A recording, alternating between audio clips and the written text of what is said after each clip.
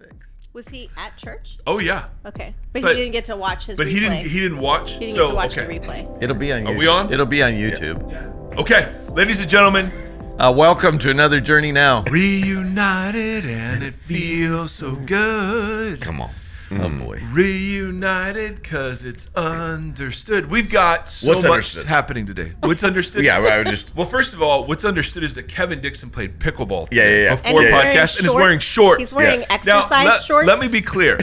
Showing some leg. Yeah. So if you're among the two people that watch us on YouTube, Right. I'm always in shorts, and they, Edwin, Grant, and the leadership of the church, they're like, wait a hey, minute. your legs, You're throwing Mike, me into are that. too distracting, so you need to sit away from the edge of the table. Yeah. And Sit sideways, Mike. Sit sideways. Besides throwing out, Well, we were words going to that put were an not edifying. Afghan. We were going to put an Afghan on your lap, so you and then No give one you. uses Afghan. That's racist. It's called a drug rug. Yeah. Wow. Yeah. Have you ever seen Clint Eastwood the Wow. Mule? Where are we kidding. going, people? I'm kidding. All right.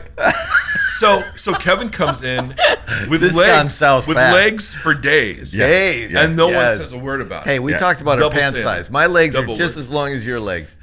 Last week we talked about pant Yeah, size. speaking of last week, I love how you guys tried to have a conversation on biblical womanhood No, we didn't try. without a woman in the room. Yeah. It was very masculine heavy last week. First of all, No, let's be first clear. of all, I got a text, Yeah? an apology text on Oh. Tuesday afternoon From who? from Robert. Oh yeah, he included me on that. apologizing for the podcast. So I'm like, oh, great. I didn't think it was that Or bad. no, it was Thursday. No. I think it was Thursday.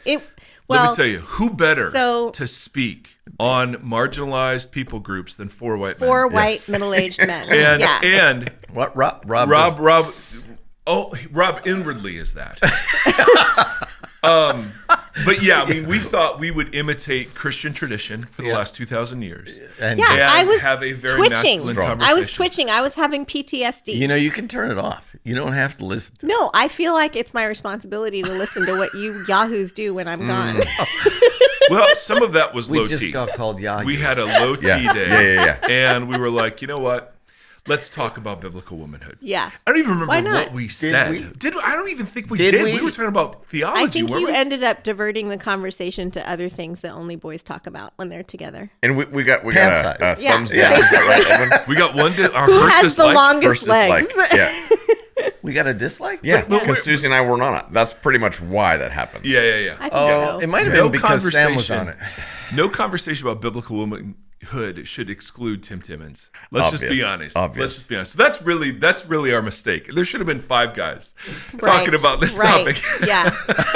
Yeah, that would have helped. Grief. All right. I'm having flashbacks I'm to my so complementarian excited. days. I'm so excited because Tim and Susie are back. Yep. And Were they gone? Yeah. First of all, Oh. let's talk about Kevin's pickleball game. Yeah. I didn't know. how'd Let's- they Kevin go today? Dixon shows up at Brentwood. Yeah. And dominates. I mean, listen, there are, Brenda, who, Oh yeah, Brenda. you know Brenda. Yeah, Avi. So And Cindy. Yep, and Yep. Cindy. Cindy's And so Kevin, biblical manhood was on And display. Fran. Actually, Fran was a guy. Yeah, so Fran is. Yeah, Fran is really good. Yeah, he's good. Yeah. But Kevin, I just want to speak well Yeah. of Kevin Dixon, your Reverend Kevin, was out there just spraying and praying, and no, it no, was no. awesome. Praying. It was awesome. Not a praying. So he's here in shorts today. Boop. Tim Timmons has been on tour, or as they say in France, Tour. Yeah. See. And so where did you pickleball go? What tour. were you doing? Who were you with? It's the Yeah, it professional was the pickleball tour. Did you play any pickleball? AVP pickleball tour. Yeah, absolutely. Nice. Absolutely. No, you did something really cool this weekend, right? I did. You saw Susie in Phoenix? No, I didn't. We We were both talked. we were in Phoenix at the same time. Okay. Oh, nice. Like for an hour. Yeah. In the same airport or different? No, I was on one of those little bus things. It was so I was in Texas, Perfect. the New Mexico, Or Tejas. the New Mexico, Yes. and I was in the Arizona. Tim Timmons is really big in the desert Southwest. Yeah. For sure. Yeah, it was a tour out there. Yeah. It was really great. So many ways it was really great, really hard. I love what I get to do. Yeah. I love what I get to do because I really do get to go in and disrupt a lot. Mm-hmm. and yet with humor, and invite people into a bigger story about Jesus and push on buttons, and it's so fun. But this weekend, the last show I did, it was at this place in Phoenix. It used to be some bougie hotel, and now some guys bought it. It went down in COVID. Some guys bought it, and now it's this halfway house. Oh, wow. Or halfway hotel, if you will. Yeah. And guys are there for 90 days. So they're in recovery of something, but most guys are just out of prison. So I had lunch with these two guys from that had just gotten out of prison. One guy just got out 48 hours before. And he had been there how 20 long? years. Yeah, both were in 20 years. Suzie, you've heard this story before? Yeah, I just told her a second ago. So scared about what's about to come up in their lives. You know, just what do I do now? My daughters won't talk to me. Right. Wow. He was just so thankful for the crappy nachos that we were eating at that moment. Yeah. And it was so beautiful. And this is my third time doing this kind of prison thing with San Quentin a few weeks ago, and yeah, there's just a whole community of people. My nephew's in prison and getting out this year, and is that why you're so tender towards it? Do you think, or have you had that? I think before? I would be tender toward it regardless. It's just so beautiful to be with these people who are, they're just completely real. Like they've got nothing, zero to hide. They've been in prison, Yeah. Yeah. So that's cool. It was really beautiful. So I don't know if there's something I want to do out here with prison ministries or something, Yeah. But maybe you could talk to married couples. Wow. This just got really dark. Okay. I was going to never mind what I was going to suggest. Now, Suzie, you were in the Zona too. Yeah. I was in the Zona. Yeah. Yeah. Tell us. Tim, that does sound amazing, by the way. No, it's when we were kind of in the early years of our family, we had just one kid, Jason Lind. He was about 1.5. And name dropping. Yeah. We joined a small group, and Jason was the only kid at the time. And it was, a bunch of people who had just been married for a couple of years or so. And yeah, that was our small group. And now fast forward 22 years later, we're all still friends. And we have, I think between all of us, there's 16 kids now, and several of them are adults. But one of our... No grandkids yet? No. We're hoping to hold off on that for a little while. That was kind of a flex moment right there. Yeah. Oh, yeah. No grandkids. But one of our dearest friends has been diagnosed with ALS at the beginning of this year. He got his diagnosis, and so we decided to all do this trip and meet up in Arizona for a week, and just we're trying to help him and be with him as he enjoys life while he still can. Yeah. So we spent a week going to spring training games and eating and being at the pool and laughing and crying, and it was awesome. It was really fun. When was the last time you were all together? Oh, well, sadly, we were all together earlier this last summer because another one of the people from our small group lost a child. So, oh wow. Yeah, so it's been it's been a hard last year or so for that group, but I don't know, I was thinking about, because when Tim and I both first came on staff here at Journey, we were doing small groups, so to speak. We called them villages at the time. Boy, and PTSD. We there's been kind of a shift in small group ministry in the church in general, large. But there was something really special about that in those days and what it created. And so I've been thinking about that a lot lately, and how what a gift that has been, and especially to my kids, because it was really cool to see all of the kids kind of come together and feel this familiarity with each other that they've inherited, so to speak, from their parents. So yeah, it was just great to experience all of that and all of the feelings together and show up for each other. So that's great. Yeah. Well, you yahoos were doing serious ministry.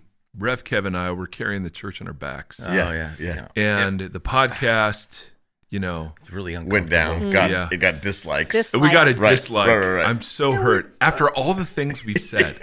Yeah. All of the dumbassery.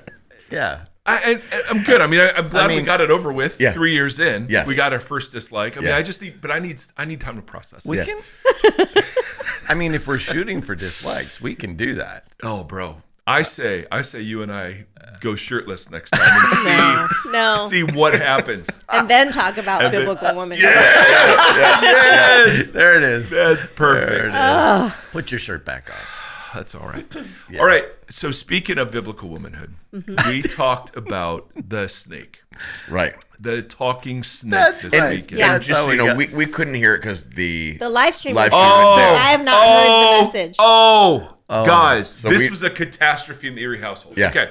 Seth Erre, was a and forgive catastrophe. my language. Everywhere. Okay? Everywhere. Seth Erre forgiven. was pissed that the live stream was down. Because here's what happens. This is Seth Erre Sunday morning, and this is the highlight of his week. Yeah, dislike So number he 2. watches what? Dislike number 2. Somebody just Oh, bro, he knows how to dislike. Hey, here we go. Here we go. So he watches the 9 o'clock service. Yep. And he'll reference jokes or announcements that I will do at the 9 o'clock. So he'll come to the 11 o'clock armed and ready with material. Like, truly, he did the Caleb and Kelsey thing. Did you hear him do that? Oh my gosh, yes. He did that a couple weeks ago. He did it, yeah, but he saw me do it, and Okay. so he comes armed with Caleb and Kelsey. Oh my gosh. And then he called him up this week. Oh, no way. my Caleb and That's gosh. Kelsey awesome. are worship leaders, but then I found out they're part of a band called Caleb and Kelsey, and I just make fun of them.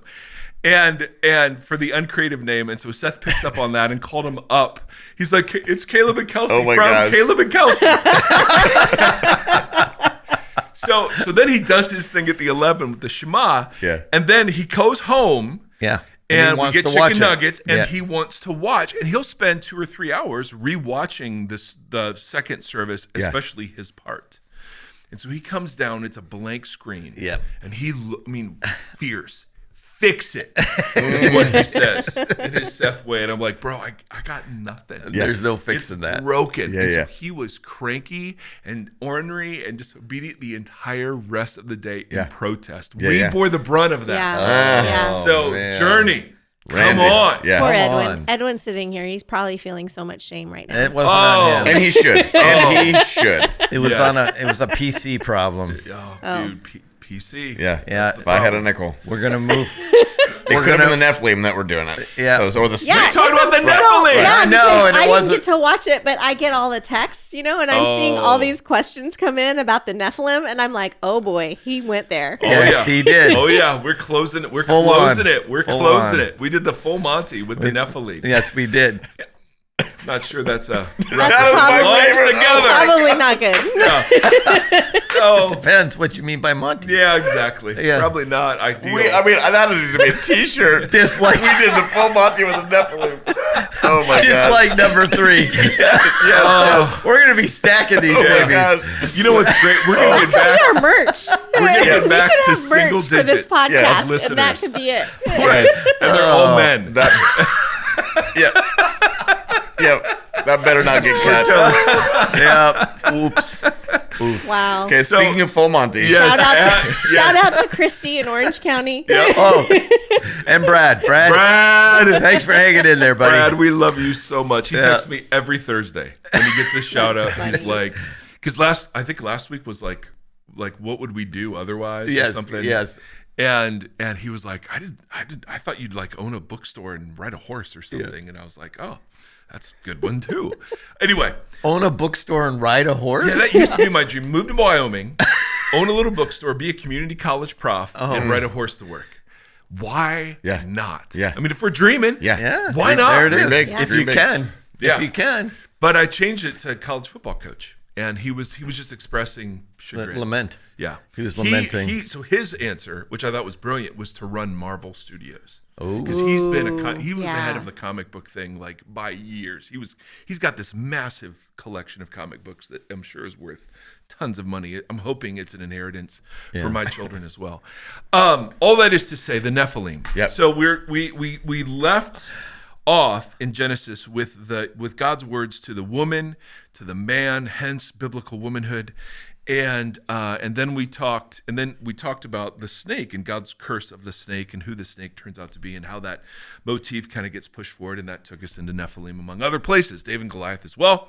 So it was I would say maybe one of the best sermons that's never been live streamed. and so Can we watch it still? Yeah, we Like, YouTube or watch it it's- now. we can watch it on YouTube Well, now. I mean, yeah. Or listen to it Yeah, wherever you get your podcast. Yeah. I mean, for the insomniacs among us, it's perfect. Yes. But I guess we did get some questions. And so few. do you wanna post up some questions, Rev Kev? Did any of those surprise you? Any of the questions that were in the room surprise you? No, I knew if I brought up Nephilim, that was going to be the focus because I was bringing it up as a support point and a bigger point, and so I was really torn about even bringing it up. But Can you give your point? my point was there's this epic promise, kind of sort of buried in the middle of Genesis about snake, you will now crawl on your belly, which is weird if it's already just a snake. And then there will be hostility between the offspring of the women and the offspring of the serpent. And there will come a singular he from the offspring of the woman who will strike the head of the snake. And so the word seed or descendants or offspring gets complicated because what does that mean exactly? What exactly is the offspring of the woman? Is it just every human? Turns out, no, it's not every human. The Cain and Abel story shows us that you can be an offspring of the snake by giving into the temptation of the snake. With Cain, it was the temptation to murder his brother. Or you can become an offspring of the woman, the good seed, by imaging Yahweh and resisting the temptations of the snake. But there are times where, like, the serpent really had literal physical descendants, and that's this weird story in Genesis 6, where the sons of God, a phrase that's never used of human beings, saw and took human women. And it's a very common motif in the ancient world to explain the existence of demigods. And so it's not shocking that we would include an account, but the shocking part is what God does in response to this. This is the reason for the flood. And so we just got into a bunch of things, and I wasn't, I'm not showing my work here. We're just sort of saying, hey, let's. But in the message, you show the work, so Yeah, we can go back. he does. Okay. He does. Oh, I mean, it's just riveting. Yes, it is. So- I It mean, is. I'm There's very some curious. block quotes in there, and Yeah, bro. Yeah. I mean, oh, let's just talk about block. Do you Spectacular. talk about Percy Spectacular. Jackson at all? Yes. You No, do. not at all. and the Olympians. But Fortnite came out with a new update that includes Yeah. the map of Mount Olympus. Am I right? Video game guys. Wow. How fun is this? My I have no 20-year-old idea. son Nate. This is fun. This is fun. Okay. Loves Fortnite, plays with his roommate, and they FaceTime me, and we play often in the evenings together. Oh, that's fun. How great is that? I don't know. I've never done that. Well, I mean, Nathan does that with his friends too. but to be a dad, Yeah, yeah. invited into Yeah, the yeah, yeah. college Yeah. scene, bro. That's cool. Come Yeah. on, man. Yeah. Come on, man. All right, That's anyway, cool. Go ahead. What do we got? Well, number one question that was repeated more than any other question was, do you guys know that the live stream's not working? That's funny. That's really funny. And Well done. Well done. I answered that several times. And Yes. so did Randy, and then it got If violent. Seth then could it got type. then it got violent. If Seth could text in. So I almost texted in, "Hey Randy, the internet's not working." that'd be great. And I got some personal texts along Oh, I those bet lines, you did. and so did Randy. So the people that have our personal numbers Yeah. decided, hey, maybe those Maybe they idiots don't don't know. really know what's going on. I mean, Yeah. it's not a unfair assumption. Yeah. Right. You know what I mean? We've Okay. demonstrated Yeah. incompetence before. Yes, we have, and we are right now. Last week's Yeah. podcast. Yeah. Continue. Yeah. Oh, throwing stones. We got one dislike. I know. Tim Timmons. Yeah, I bet we got- He wasn't here. yeah. Good. Next question. Thanks. Yeah. All right. Since we've got all that answered, there was a series of 3 questions that I thought were fun, difficult, but entertaining. How do you account for the time difference between the serpent losing its wings in the garden with the imagery of winged serpents in Egyptian art? That goes back to a picture you showed on Sunday. did. You showed a picture of. Wow, you showed pictures? He did. There were pictures. Yeah, they were helpful. Google Images. What do you think? I have no idea because Genesis. I mean, when was Genesis written? I don't think Genesis was written until after the Exodus. Right. And so, but there are people who very much disagree with that and say, no, Genesis has to be the first book written. But I think, People actually think that it was the first book written. oh yeah, I had a Sure. guy come up Yeah. and say, Oh, yeah, wow. you and I would disagree about this.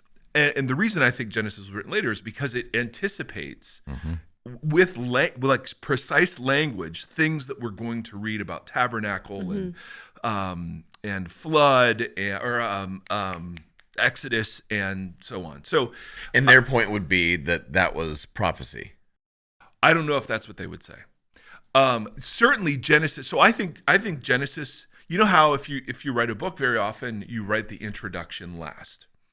And so I think Genesis is a true accounting of God's purposes in the world that was written after Torah was given. Correct. To explain why there's a Sabbath, who God is and what God is like. Like, I think it's revelation, but I don't, for a while everyone thought that Job was the first book written. Right.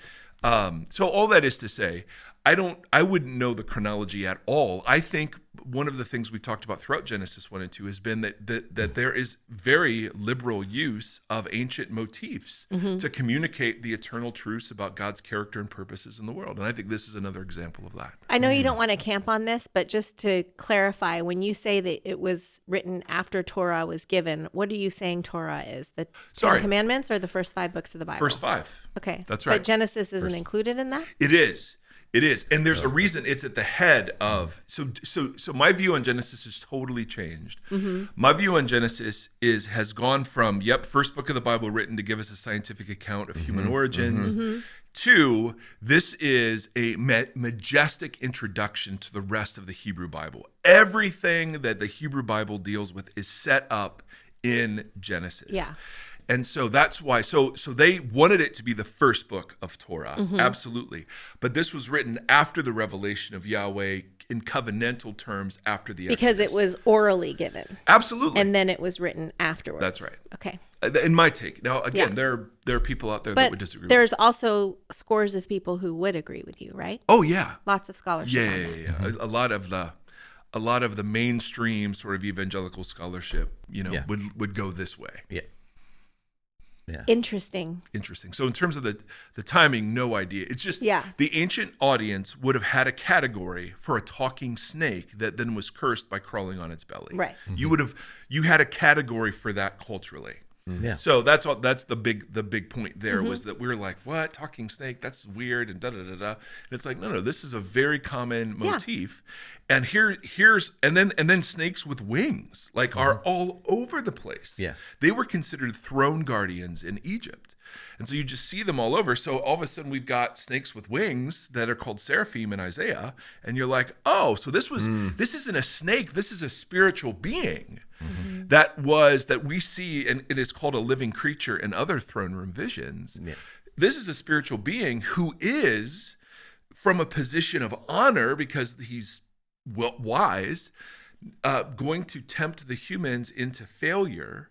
The biggest reason that the later Old Testament gives us is that there's a motif in Genesis about the younger being selected over the older. Yeah, it's a common. It's all over the place. Yes, and so as Ezekiel reflects on Genesis 3 about the fall of the king of Tyre, there's the pride aspect of who am I to be in submission to these dirt beings, which is why then the serpent gets cursed to eat the dust that was made to form the human, which is just brilliant. Yeah. So anyway, so the idea behind why you would see winged serpents in Egyptian art correlating with this was a callback. It would have been a absolutely obvious. The Bible's always doing two things, and in oral traditions too would have talked of these things. Absolutely. Yeah. The Bible is always operating on multiple levels. One of those levels is presenting the beauty of Yahweh in contrast to the pretender deities of the world. And then part of the way it does that is by using the language and motifs that are ascribed to other deities to show the difference when they're ascribed to Yahweh. And so the thing that's so magnificent isn't that there's a winged creature that is now tempting the humans, but it's that there will come a he who will definitively defeat the serpent while himself being struck. And so the rest of the Old Testament, and we talk about this, the rest of the for Old the Testament he. is looking for the he. Yeah. And that's where we talked about David. David comes, and he's as close as we have to a he, because Goliath, that word for armor, or the word for bronze, in that Samuel account is the same word for snake. It's the same letters. And Wow. so literally, Goliath is one of the Nephilim, and he has snake all over him. And David rejects armor and trusts fully in the power of Yahweh. And you're thinking, oh, David's the one, until he sees Bathsheba and takes her, which is what happened when the sons of God saw women and took them, or when Eve saw the fruit and took it. Yeah. So all of a sudden, David is like one of the sons of Elohim, right? Yeah. He's just so you end by going, there's no he here, right? We've got no he that successfully resisted the serpent.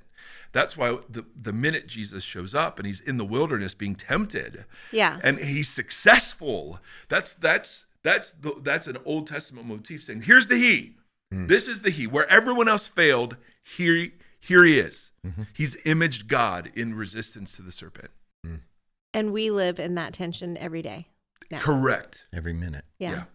Yep. Do we image the serpent, which are the powers and principalities and the ways of the world, or do we image Christ? Absolutely.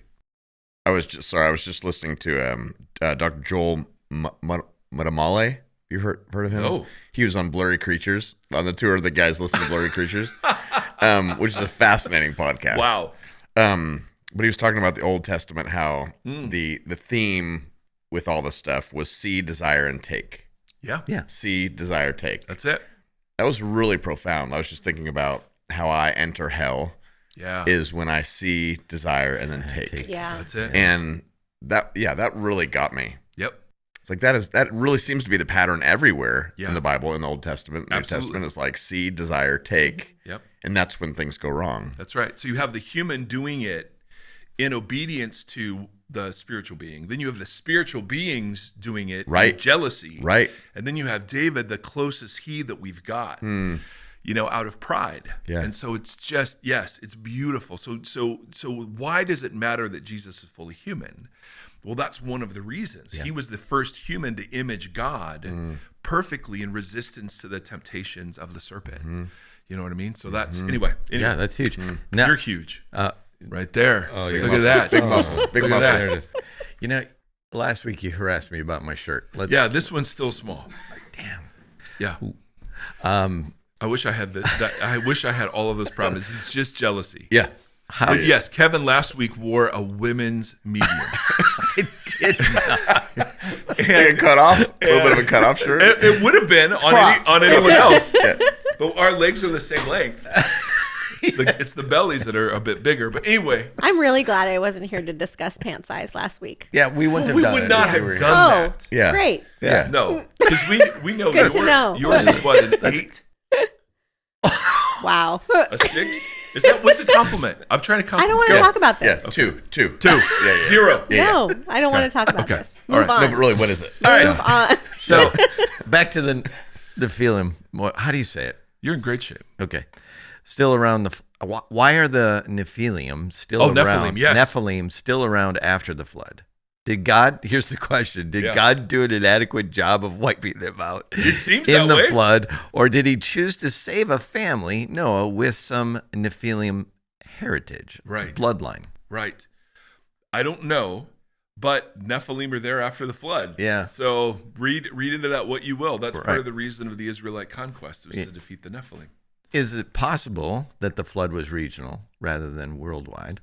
Oh, more than possible, I think. I mean, you and I would agree. We would. Yeah. And therefore, just like the garden, there were people outside of the garden Seems that way. and maybe outside of the realm of the flood.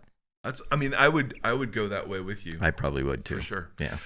But it's clear that, remember, when they send the spies in and they say there are giants in the land, Yeah. the word for giant is the word Nephilim. Yeah. So they're still there. And remember, Genesis is concerned with the events about the promised land. That's where Eden was. And so the reason everyone's trying to get back to the promised land is that's Eden. So what was flooded, in my view, was Eden. Yeah, exactly. So, anywho, and we're That's why Cain the and Abel. flaming sword isn't there anymore, because it was extinguished in the That's flood. funny. That's funny. Anyway, how do we reconcile the account of the Nephilim, spiritual being producing offspring with humans, Yeah. with the conception of Jesus, considering how much God wanted the Nephilim eradicated? Right. So that's a great question. So the virgin birth story is that the Spirit comes to Mary and says to Mary, God will give you a child. Highly favored. You are highly favored. That's right. God will give you a child. She says, well, how could this be? And the Holy Spirit will come upon you. Right. So the verb in Genesis is the same verb that's the see and the take. It's a violent action. It's coercive. It's against the will, not of the fruit, but certainly of the women that were being taken, or Bathsheba who was being taken. The verb in the birth account? No. Oh, This No. is in Genesis. Okay. This is okay. Yeah, in the Hebrew, it's a violent verb. Yeah. So this was coercive taking. When in Matthew, when we hear about the story that the Holy Spirit would come upon, that is not at all the same imagery. And the ancients had a category, the like spiritual beings sleeping with human women and producing demigods. That was all over the ancient Near East and universally condemned in Judaism.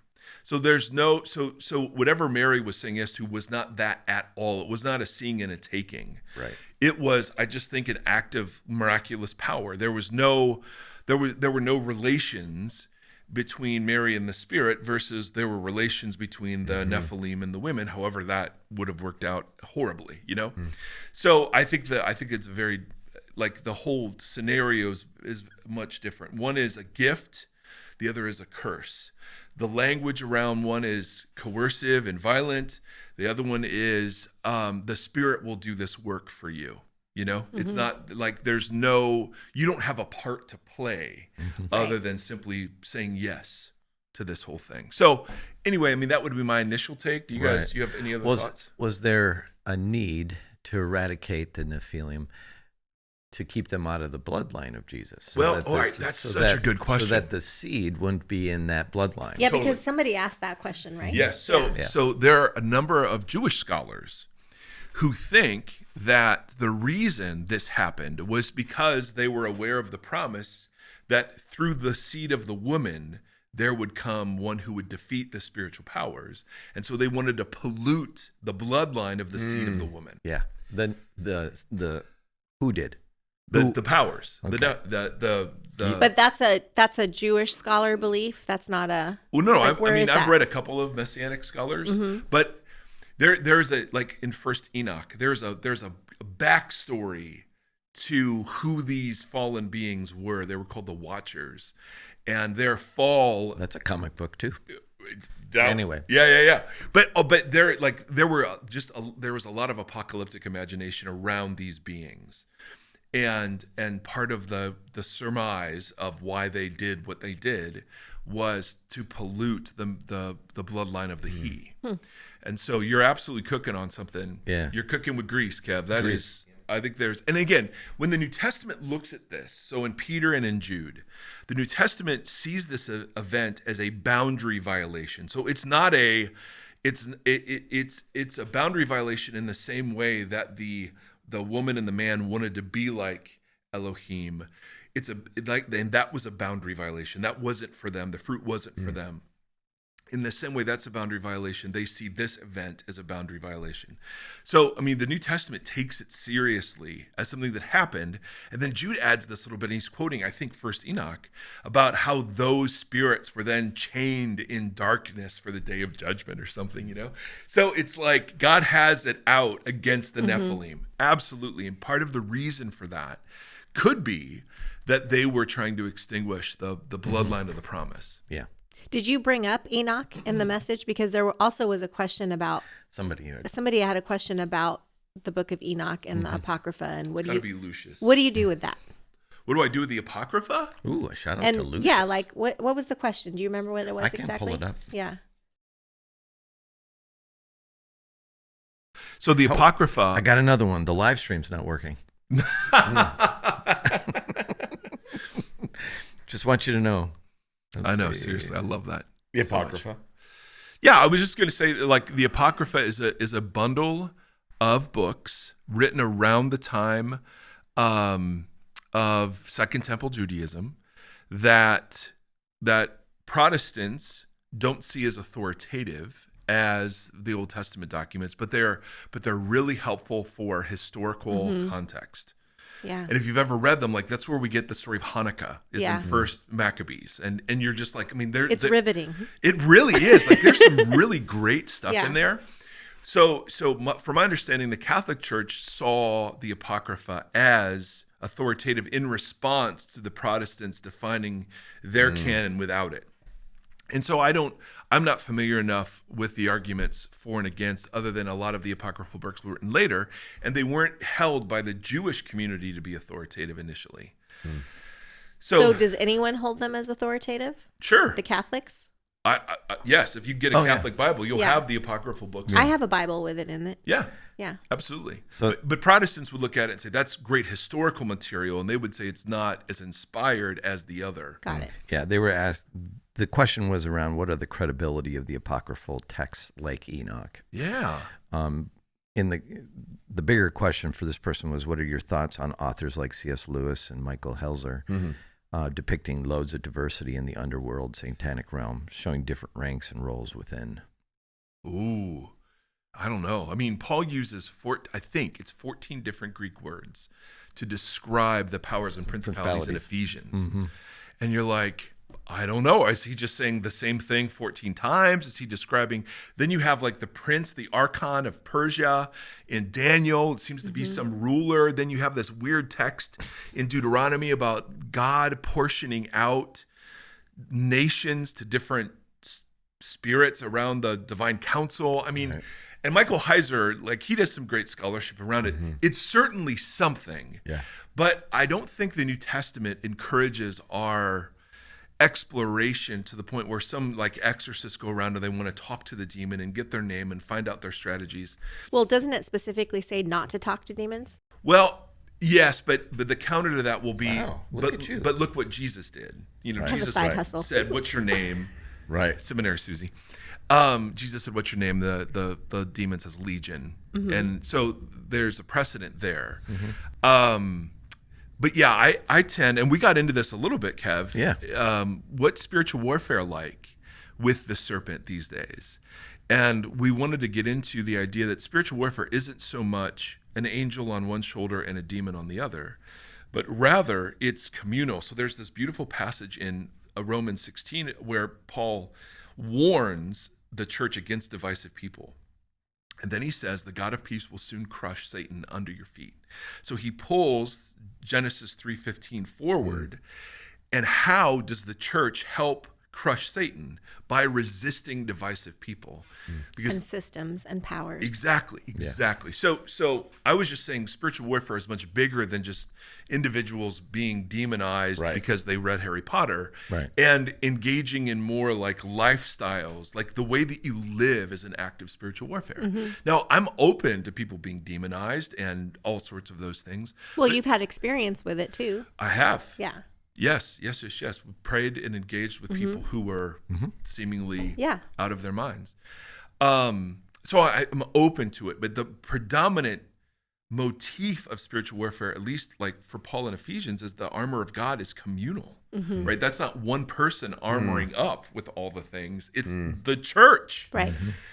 And so when the community's gathered, we resist. And Paul talks about how unity in the midst of our difference is actually a monument to the victory of Christ over the powers.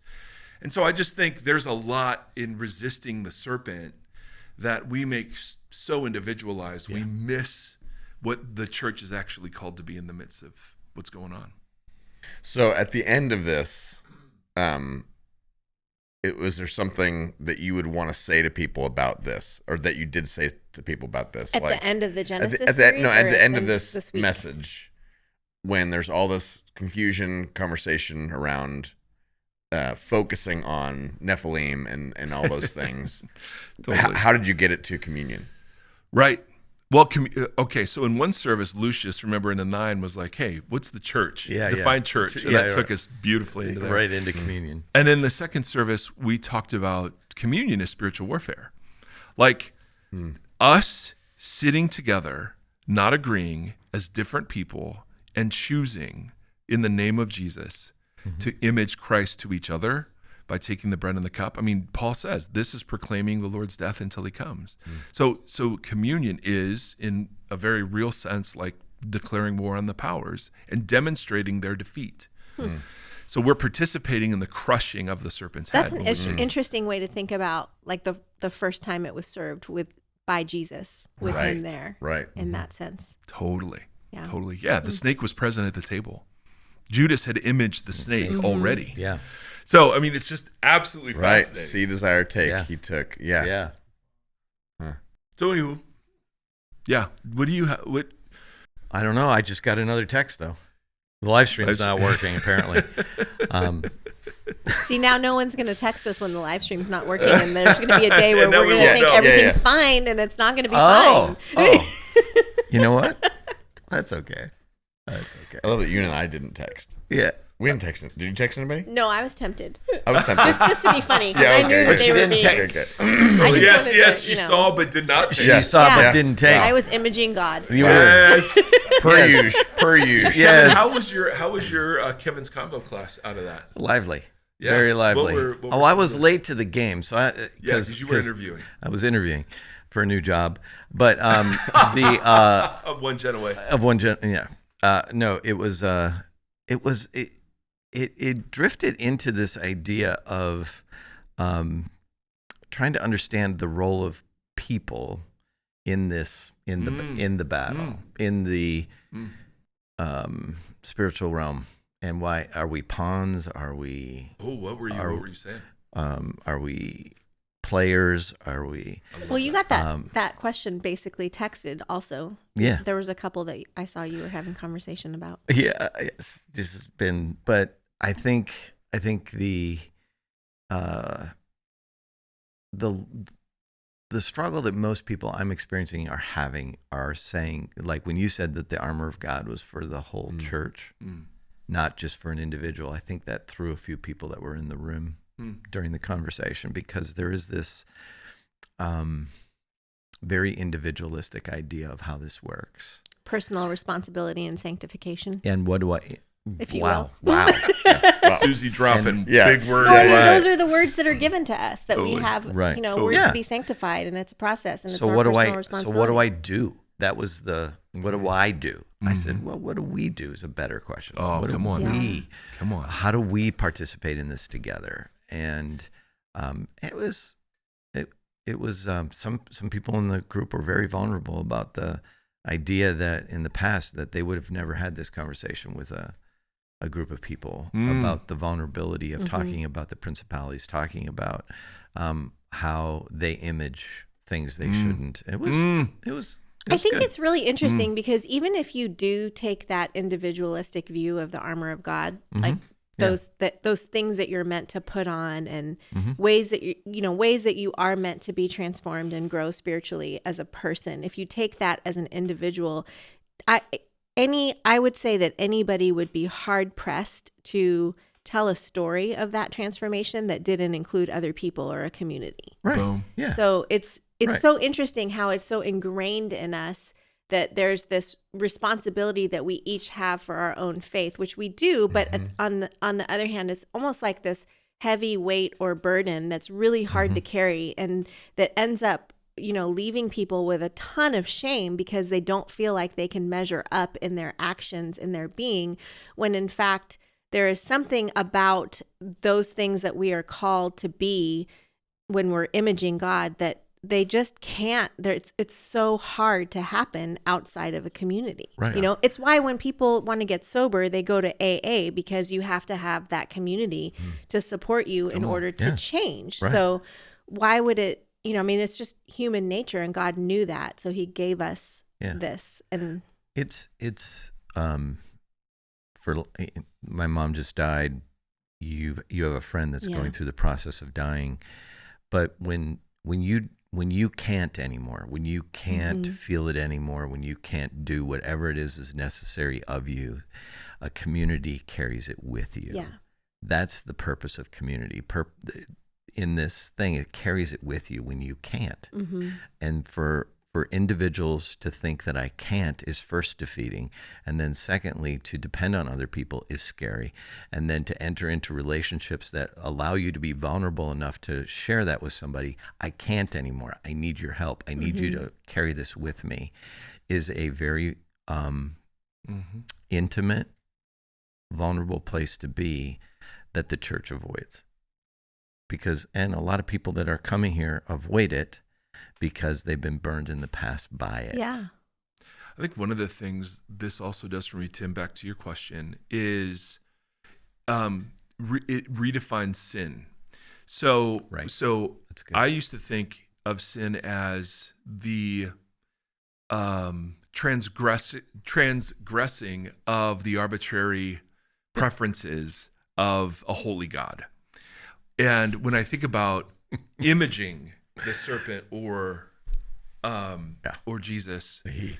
yeah, the he, that captures it in such for me, just a much more deeper and like almost convicting way. Because so I look at the world and it's swirling with animosity and jealousy and lust and pride and greed and whatever, all of that. Mm-hmm. I see, I want, I take. And when I'm imaging that into the world, right, I'm just adding to the pollution. I'm reflecting back the wrath that God has judged that whole system. That whole system lives in the particles of wrath, right? That's all that system brings about: wrath of each other, ultimately on the day of the Lord, the wrath of God. Whereas when I'm imaging Christ, that's almost that's like a breath of clean air in a polluted system. You know what I mean? Right. It's like I'm engaging in my full humanity. As opposed to being subhuman as I treat people as subhuman. And so that to me makes idolatry more real, and it makes sin a much bigger deal than just going, oh God, I looked at something I shouldn't have. I'm sorry. It's for the 400th time. And it stops here in this vessel. Right. Right. Yeah. It doesn't hurt anybody else. Yeah. That's the big lie, Yeah. is that this is private. And you're like, oh my Lord, no, this is just, it's feeding the lines of wrath that are set up by the principalities throughout our world. And so we become malformed in participation in those things. Yeah. You know what I mean? So to me, it's allowed me to have words and concepts for sin that's just much bigger than, well, here's what it says in the Bible. It says, don't lust. And did you lust? Well, you're guilty of lust. Yeah. And it's like, okay, well, so are you. So, I mean, what? Yeah. But to have better language, it makes it more Robust. Oh. I'm trying to remove that word I know. from my vocabulary. But it's such a good word. It is a great word. It was a great word, especially when you do this. This. Totally. All right. All right. Well, thanks for joining us on another journey now. Thanks for. We did. This will be a part of conversation, I think, for a while. All likes. hope so. All likes. Yeah, No can we get all dislikes. likes? Let's stop that. Yeah. Hit that it's like okay. button. Except for Mike's Smash comment. that like button. Smash that subscribe button. Except what? Except for your comment about the Full Monty and Full the Monty. Nephilim. Yeah. Yeah. We made that one. That's a good one. That's though. a movie. That's though, a right? like. That would be a like. yeah. Oh Okay. well. All right. See you Yeah. And we will see you next week. Out.